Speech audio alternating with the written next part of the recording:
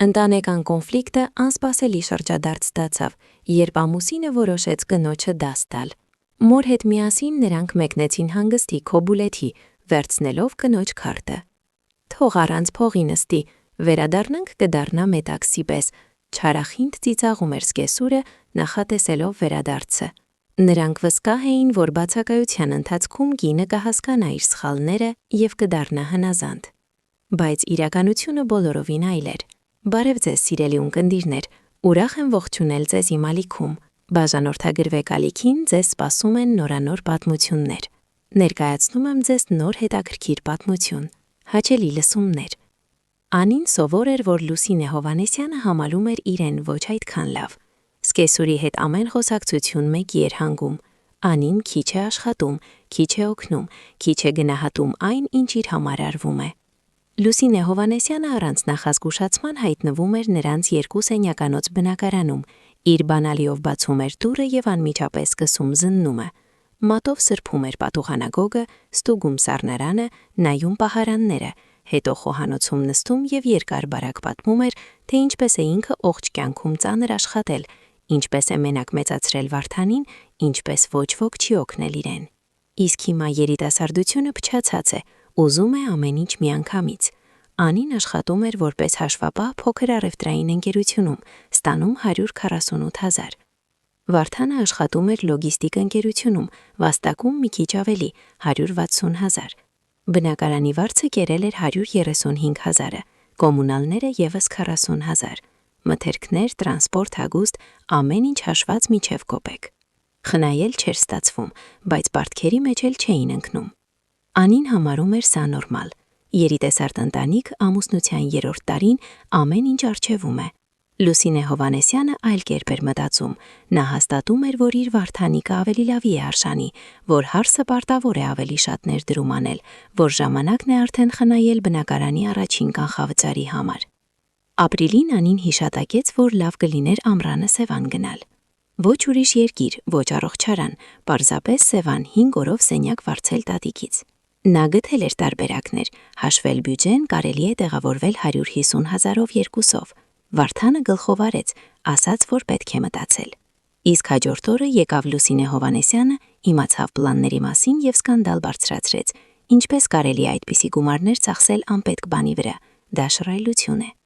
Պետք է խնայել բնակարանի, ապագայի, երեխաների համար, որոնց նրանք դեռ չեն ունենում։ Անին փորձեց արարկել, բայց սկեսուրը արդեն մտել էր համը։ Նա ասում էր, որ իր որդին արժանի է կնոջ, որը մտածում է ընտանիքի մասին, ոչ թե իր զվարճությունների, որ իր ժամանակներում երիտասարդները աշխատում էին և չէին գանգատվում, որ եթե Անին այդպիսի թեթևամիտ է, գուցե նրանց շուտ է առանձին ապրելը։ Վարդանը լռում էր, նստած հեռախոսին էր նայում, երբեմն գլխով անում։ Անինը սպասում էր, որ նա կպաշտպանի, կասի մորը գոնե մի խոսք իր օգտին, բայց նա միայն հառաչեց և մրթմրթեց, որ գուցե ճիշտ է, դեռ չարժե ծախսել։ Անին այդ ժամանակ վեր կացավ սեղանից և գնաց սենյակ, նստեց մահճակալին, նայեց պատուհանից և զգաց, թե ինչպես է ներսում ամեն ինչ սեղմվում վիրավորանքից, ոչ թե Սևանի պատճառով, այլ որ ամուսինը կրկին իր կողմը չէ։ Այդ դեպքից հետո հարաբերությունները լարվեցին։ Անին փորձում էր հանգիստ պահել, բայց ներսում կուտակվում էր գրգռվածությունը։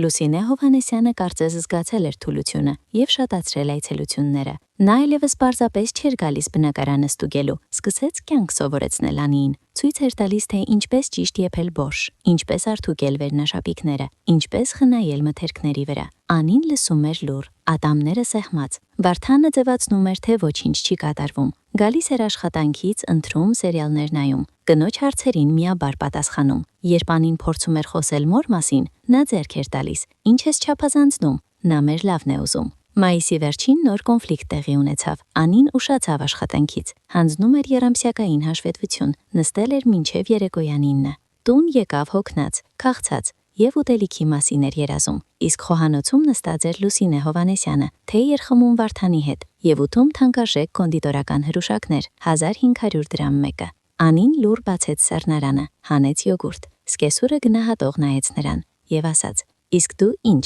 աշխատանքի ժամանակ չես կերել, պետք էր նախազգուշացնել, ես էլ քեզ հրուշակ կթողնեի»։ Ձայնը քաղցր էր, բայց Անին լսեց դրա մեջ ծաղրը։ Նա լռեց, թեև ներսում ամեն ինչ եռում էր։ Վարդանը նույնիսկ աչքերը չբարձրացրեց հեռախոսից։ Հաջորդ օրը Լուսինե Հովհաննեսյանը գրքին եկավ, առանց թակելու մտավ, գնաց սենյակ եւ հայտարարեց, որ պետք է լուրջ խոսել։ Նստեց բազմոցին, ձեռքերը ծալեց ծնկներին եւ սկսեց խոսքը։ Ասում էր, որ Անին դարձել է ինչ-որ սուր, որ չի գնահատում ընտանիքը, որ եսասեր է վարվում, որ ինքը Լուսինե Հովհաննեսյանը ողջ կյանքը նվիրել է որդուն, իսկ հիմա տեսնում է, թե ինչպես է հարսը հեռացնում նրան մորից, որ ժամանակն է Անիին մեծանալ եւ հասկանալ իր տեղը։ Անին լսում էր, զգալով, թե ինչպես է ներսում աչում խուլ զայրույթը։ Երբ սկեսուրը վերջացրեց, նա հանգիստ հարցրեց. «Իսկ կոնկրետ ինչ եմ ես սխալ անում»։ Լուսինե Հովհաննեսյանը բարեհոգի ժպտաց. «Ահա տեսնում ես, նույնիսկ չես հասկանում, նշանակում է ավելի վատ է, քան մտածում էի»։ Երեկոյան Անին փորձեց խոսել ամուսնու հետ, ասաց, որ այլևս չի կարող այդպես ապրել, որ նրա մայրը անցնում է սահմանները, որ իրեն պետք է նրա աջակցությունը։ Վարդանը լսում էր, մռայլվում, հետո հառաչեց. «Լսիր, ինչ սահմաններ, սա իմ մայրն է, նա մեզ համար է անհանգստանում, գուցե դու իսկապես չափազանց սուր ես արձագանքում»։ «Այսինքն ես եմ մեղավոր»։ Վարդանը ուսերը թոթվեց. «Չեմ ասում, որ մեղավոր ես, պարզապես պետք է ավելի իմաստուն լինել, ուշադրություն չդարձնել»։ Անին շրջվեց եւ դուրս եկավ պատշգամբ։ Կանգնած քաղաքի լույսերին էր նայում եւ մտածում, որ ամուսնացել է բոլորովին այլ մարդու հետ։ Մեկ շաբաթ անց տեղի ունեցավ այն, ինչը լցրեց բաժակը։ Լուսինե Հովհաննեսյանը եկավ հերթական զննումով, տեսավ լվացարանի մեջ չլվացված բաժակ եւ սկանդալ բարձրացրեց։ Գոռում էր, որ տանը խառնաշփոթ է, որ Անին ծույլ է դարձել, որ նա պահապան է, ոչ թե կին։ Անին կանգնած լուր, բռունցքները սեղմած, հետո չդիմացավ եւ սուր պատասխանեց ուղիղ դեմքին։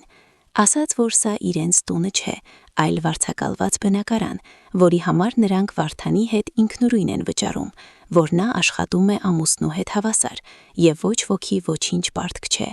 որ հոգնել է անընդհատ հրահանգներից։ Լուսինե Հովհաննեսյանը կարմրեց, անբարոյական անվանեց Անիին, շրջվեց եւ գնաց, դուռը ուժգին փակելով։ Վարդանը եկավ երեկոյան մռայլ, չող չունեց, գնաց խոհանոց, ջուր լցրեց, հետո շրջվեց Անիին եւ ասաց. «Սառը, մայրս զանգեց ամբողջովին արդյունքներով, պատմեց, որ դու վիրավորել ես նրան։ Ինչու այդպես։ Ես վիրավորել եմ նրան»։ Վարդան, դու լսել ես, թե ինչ էր նա ինձ ասում։ Նա դեմքը ծամածռեց։ Նա անհանգստանում է, իսկ դու պետք է ավելի խելացի լինես։ Սա տարեց մարդ է, իմ մայրը։ Անին կարճ չար ծիծաղեց։ Հասկանալի է, նշանակում է ես միշտ մեղավոր կլինեմ։ Վարդանը չպատասխանեց, գնաց սենյակ եւ միացրեց հեռուստացույցը։ Դրանից հետո տանը լռություն տիրեց։ Նրանք գրեթե չէին խոսում, շրջանցում էին միմյանց։ Անին զգում էր, որ ներսում ինչ-որ բան կոտրվում է, բայց չգիտեր ինչ անել։ Ուզում էր գնալ դուռը փակել, բայց վախենում էր մենակ մնալուց։ Մտածում էր, որ գուցե իսկապես մեղավոր է, գուցե չափազանց սուր է։ Փորձում էր գլխում փոխզիջում գտնել, բայց ամեն անգամ բախվում էր նույնին. ամուսինը իր կողմը չէ։ Հունիսի կեսերին Վարդանը տուն եկավ հուզված։ Ասաց, որ մայրը առաջարկել է մեկ շաբաթով գնալ Քոբուլեթի հանգստի, վարձել լավ համար։ Նա պատրաստ է վճարել կեսը, պետք է միայն ավելացնել 140։ Անին զարմացավ. «Իսկ ես»։ Վարդանը շփոթվեց. «Այնտեղ երկուսի համար է հաշված։ Մայրս ուզում է, որ մենք նրա հետ գնանք, նա վաղուց է երազում ծովի մասին»։ Անին զգաց, թե ինչպես է ներսում ամեն ինչ կտրվում։ «Այսինքն դու գնում ես մոր հետ, իսկ ես մնում եմ»։ Վարդանը գլխով արեց, աչքերը խուսափելով։ «Լսիր, մի վիրավորվիր, պարզապես նրան մենակ ձանձրալի է, իսկ դու ինքդ էլ առանձնապես չէիր ուզում»։ Անին լռում էր, հետո հանգիստ հարցրեց. «Դու գոնե մի վայրկյան մտածել ես, թե սա ինչ տեսք ունի»։ Նա ուսերը թոթվեց. «Մի դրամատիզացրու»։ Հաջորդ օրը երեկոյան Լուսինե Հովհաննեսյանը ինքը հայտնվեց։ Նստեց խոհանոցում, հանեց հեռախոսը, սկսեց ցույց տալ հյուրանոցի լուսանկարները, խոսում էր օգևորված, չնկատելով Անիի լռությունը։ Հետո հանկարծ շրջվեց նրան եւ ասաց. «Անի ջան, մեզ պետք է քո քարտը»։ Անին չհասկացավ, որ քարտը։ Սկեսուրը ժպտաց. «Աշխատավարձի, Վարդան ասում է, որ հիմա հենց գումարներ են եկել»։ Մենք կվերցնենք ծախսերի համար, հետո կվերադարձնենք։ Անին զգաց, թե ինչպես է ներսում սարչում։ Դուք ուզում եք վերցնել իմ քարտը, իմ գումարները։ Լուսինե Հովհաննեսյանը մռայլվեց։ Ինչ իմ։ Դուք ընտանիք եք, եւ հետո սա երկար չէ, թե դու ժլատ ես։ Անին նայեց Վարդանին, նա նստած աչքերը խուսափեցնում էր։ Նա հասկացավ, որ նա տեղյակ է, որ սա նրանք երկուսով են հնարել։ Ոչ, ասաց նա վճռականորեն, ես չեմ տա ձեզ քարտը։ Լուսինե Հովհաննեսյանը բարկացավ։ Ինչ է նշանակում չեմ տա։ Ինչպես ես խոսում տարեցների հետ։ Անին վեր կացավ։ Սա իմ գումարներն են, ես վաստակել եմ դրանք, եւ ես պարտավոր չեմ վճարել ձեր հանգիստը։ Սկեսուրը կարմրեց։ Ահա թե ինչպիսին է քո կինը, գոռաց նա Վարդանին։ Ժլատ անզգա, տեսնում ես ում ես ընտրել։ Վարդանը շաշվեց, նայեց Անիին։ Լսիր, մի եղիր այդպիսին, սա ժամանակավոր է։ Անին դանդաղորեն գլուխը թափ տվեց։ Ոչ, մոռացեք։ Լուսինե Հովհաննեսյանը գնաց կատաղած, իսկ Վարդանը ամբողջ երեկո մռայլ քայլում էր, ինչ որ բան մրթմրթում իր մեջ։ Անին փակվեց լոգարանում, նստեց վաննայի եզրին եւ մտածում էր, թե ինչ է կատարվում իր կյանքի հետ։ Նա ամուսնացել էր մարդու հետ, որը խոստացել էր կողքին լինել, պաշտպանել, սիրել, իսկ ստացել էր տղամարդու, որը առաջին իսկ կոնֆլիկտի ժամանակ կանգնում է մոր փողմը, որը համարում է նորմալ առանց հարցնելու վերցնել կնոջ գումարները,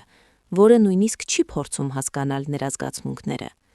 Հաջորդ առավոտ Անին արթնացավ դրան բացվելու ձայնից։ Վարդանը արագ, կենտրոնացած հավաքում էր իրերը։ Դու ուր, հարցրեց նա։ Նա չշրջվեց։ Մենք մորս հետ միևնույն է գնում ենք, այսօր երեկոյան է գնացքը։ Անին նստեց մահճակալին։ Եվ ինչպես եք գնալու, եթե ես չտվեցի քարտը։ Նա լռեց, հետո ասաց. Ես վերցրի այն քո պայուսակից, մինչ դու քնած էիր։ Անիի շունչը կտրվեց։ Ինչ։ Վարդանը շրջվեց, մարտահրավեր նայեց։ Ինչ լսեցիր։ Գուցե վերջապես հասկանաս, որ ընտանիքը ոչ միայն քո քմահաճույքներն են։ Անին վեր թռավ, վազեց պայուսակին։ Քարտը չկար։ Նա շրջվեց ամուսնուն, բայց նա արդեն դուրս էր գալիս սենյակից։ Մի քանի րոպե անց փակվեց մուտքի դուռը։ Անին կանգնած էր բնակարանի մեջտեղում, չհավատալով կատարվածին։ Հետո վերցրեց հեռախոսը, փորձեց զանգել Վարդանին։ Նա մերժեց, գրեց հաղորդագրություն, չպատասխանեց։ Մտավ բանկային հավելված, նայեց մնացորդը՝ 148,000։ Ամբողջ իր գումարները, ամսվա համար, մթերքներ, տրանսպորտ, բոլոր ծախսերը։ Նրանք պարզապես վերցրել եւ գողացել էին իր քարտը։ Երեկոյան Լուսինե Հովհաննեսյանը ուղարկեց ձայնային հաղորդագրություն, ուրախ, գոհ, բացահայտ չարախին ծիծաղով։ Անի ջան, մենք գնացինք։ Հիմա նստիր, մտածիր։ Վերադառնանք մեծահասակների պես կխոսենք։ Անին լսում էր այդ հաղորդագրությունը եւ ներսում ինչ-որ բան վերջնականապես կտկտաց։ Նա հանկարծ հասկացավ, որ սա ոչ միայն կոնֆլիկտ է, սա նվաստացում է, փորձում են կոտրել իրեն, տեղը դնել, ցույց տալ, թե ով է այստեղ գլխավորը, եւ ամուսինը մասնակցում է դրան։ Ավելին, նա է նախաձեռնողը։ Առաջին օրերը Անին անցկացրեց տարօրինակ թմրության մեջ, քայլում էր բնակարանում, նայում պատուհանից, փորձում հասկանալ, թե ինչ անել հաջորդը։ Հետո վերցրեց նոթբուքը, մտավ բանկային հավելված եւ արգելափակեց քարտը։ Թող փորձեն օգտվել։ Կես ժամ անց եկավ կատաղած հաղորդագրություն Վարդանից։ Դու ինչ ես անում։ Անմիջապես բացիր։ Անին չպատասխանեց։ Նա զանգում էր 10 անգամ։ Նա չվերցրեց։ Հետո գրեց երկար հաղորդագրություն, որտեղ մեղադրում էր նրան մանրության եսասիրության մեջ, որ նա փչացնում է բոլորի հանգիստը։ Անին կարդաց եւ ջնջեց սրույցը։ Երկրորդ օրը նա զանգեց իր ավագ քրոջը Մարիամին։ Նա ապրում էր հարևան քաղաքում, աշխատում էր որպես իրավաբան։ Անին պատմեց ամեն ինչ կարճ, առանց հույզերի։ Մարիամը լսում էր լուր, հետո կոշտ ասաց. «Հավաքիր իրերդ այսօր, ես վաղը առավոտյան կգամ, կտանեմ քեզ»։ Անին փորձեց առարկել, բայց քույրը ընդհատեց. «Լսիր ինձ ուշադիր, սա ոչ թե ընտանիք է, սա թունավոր հարաբերություններ են։ Դու այնտեղ վերջնականապես կկոտրվես, ես կօգնեմ քեզ։ Կգտնենք վարձակալված սենյակ, աշխատանքը կկարգավորես։ Ամեն ինչ լուծելի է, բայց այդ փոսից պետք է դուրս գալ»։ Անին դրեց լսափողը եւ հասկացավ, որ քույրը ճիշտ է։ Նա պահարանից հանեց հին սպորտային պայուսակը, սկսեց դնել իրերը՝ հագուստ, փաստաթղթեր, կոսմետիկա, նոթբուք։ Ընտրում էր միայն ամենաանհրաժեշտը։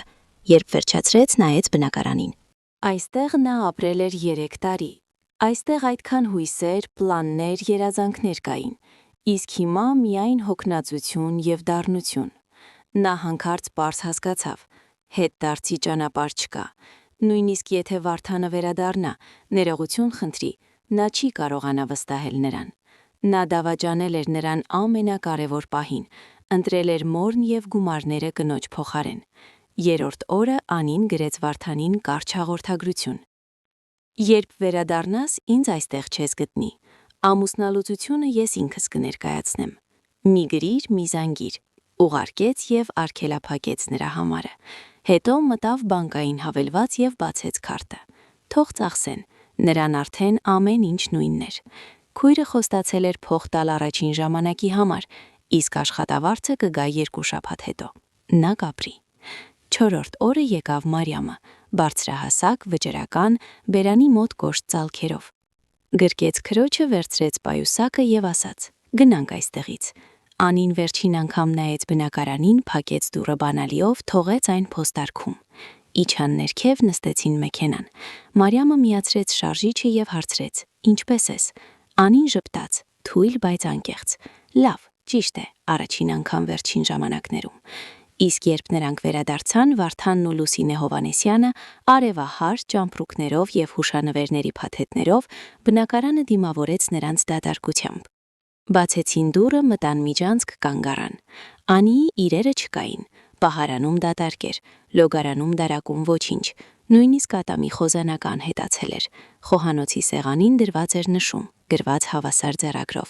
«Բանալիները տուփում են, մի փնտրեք ինձ»։ Վարդանը կանգնած նշումը ձեռքին, խոսք չէր գտնում։ Լուսինե Հովհաննիսյանը նայում էր դատարկ բնակարանին և դեմքը դանդաղ կորցնում էր հաղթական արտահայտությունը։ Նրանք մտածում էին, որ կոտրել են նրան, տեղը դրել, իսկ նա պարզապես հավերժ գնացել էր։ Մեկ շաբաթ անց Անին վարձեց փոքրիկ մեկ սենյականոց բնակարան հին տանը, ծայրամասում։ Մարիամը օգնեց կահույքով, բերեց հին բազմոց, սեղան, զույգաթոռներ։ Անին աշխատանքի անցավ նոր տեղ, նույնպես հաշվապահ, բայց աշխատավարձը ավելի բարձր էր՝ 155,000 գումարած պարգևավճարներ։ Տնօրենը խիստ էր, բայց արդար։ Նա աշխատում էր կենտրոնացած, գլխովին, ընկղմած հաշվետվությունների, գրաֆիկների, թվերի մեջ։ Նրան դուր էր գոլիս այդ հստակությունը, դրամաբանությունը, հույզերի բացակայությունը։ Վարդանը սկսեց զանգել վերադառնալուց 3 օր հետո։ Անին չհանեց արգելափակումը։ Նա գրում էր օտար համարներից և սոցցանցերից։ Նա ջնջում էր առանց կարդալու։ Մեկ անգամ եկավ հին տուն, սպասում էր մուտքի մոտ, բայց Անին այնտեղ արդեն չէր։ Հետո ծանոթ հարևանուհին պատմեց. նա կանգնած ծխում էր, սպասում 3 ժամ, հետո թքեց և գնաց։ Լուսինե Հովհաննիսյանը նույնպես հայտնվեց, գտավ Անիի նոր համարը, հավանաբար ընդհանուր ծանոթներից մեկը տվել էր։ Զանգեց, սկսեց սպառնալիքներից, հետո անցավ աղաչանքների։ Ասում էր, որ Վարդանը տառապում է, որ Անին քանդում է ընտանիքը, որ պետք է վերադառնալ և խոսել։ Անին լսում էր լուռ, հետո հանգիստ ասաց. «Լուսինե Հովհաննիսյան, դուք որդուդ հետ գողացել եք իմ գումարները և փորձել եք նվաստացնել ինձ։ Ես չեմ պատրաստվում վերադառնալ այդ մղձավանջ, ավելի մի զանգեք»։ Եվ դրեց լսափողը։ Մեկ ամիս անց Անին ներկայացրեց ամուսնալուծության հայտ, լրացրեց ձևը, տարավ ԶԱԳՍ։ Գործընթացը արագ էր, երեխաներ չկային, ընդհանուր գույք էլ։ Վարդանը փորձեց ձգձգել, խնդրեց ժամանակ մտածելու համար։ Դատավորը նայեց Անիին։ Որոշումը վերջնական է։